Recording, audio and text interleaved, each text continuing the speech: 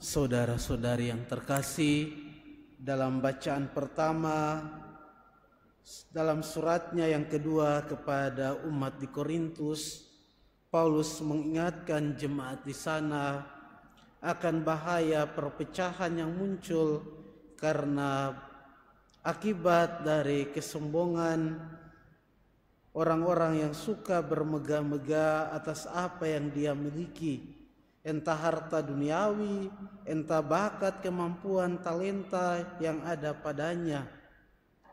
Paulus kemudian dengan tegas mengatakan, kalau orang bermegah secara duniawi, dia juga bisa. Sebagai orang Yahudi, sebagai orang Israel, sebagai pelayan Kristus, dia yang mungkin paling banyak menderita. Tetapi Paulus hendak mengingatkan kita bahwa hanya ada satu dasar bagi kita untuk bermegah, yakni Allah sendiri. Itulah yang kurang lebih dikatakan oleh Yesus dalam bacaan Injil yang kita dengarkan.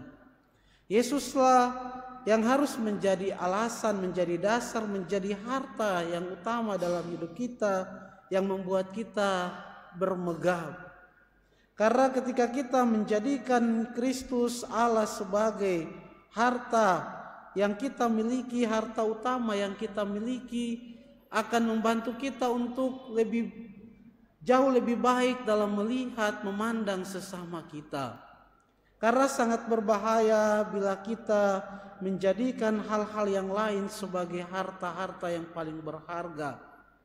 Kalau harta duniawi saja, keluarga bisa menjadi rusak karena ada pertengkaran di sana.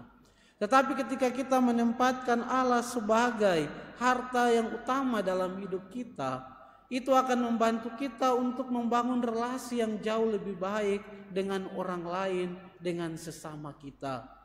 Maka ketika kita menjadikan Allah sebagai harta bagi kita, harta yang paling berharga, maka dengan demikian kita akan melihat sesama dengan kacamata Allah sendiri. Dengan demikian kita akan memandang juga orang lain sebagai harta. Dengan menjadikan Allah sebagai kekayaan kita, kita mampu juga untuk memandang pasangan hidup kita sebagai harta yang tak ternilai yang Allah kirimkan. Begitu pula sesama kita, orang-orang yang terdekat dengan kita. Karena yang menjadi dasar harta yang utama adalah Allah sendiri.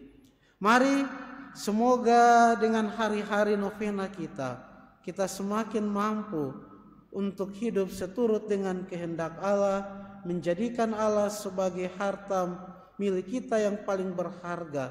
Dengan demikian kita juga akan mampu memandang satu sama lain sebagai harta yang kita miliki, seperti yang dikatakan oleh Tuhan sendiri.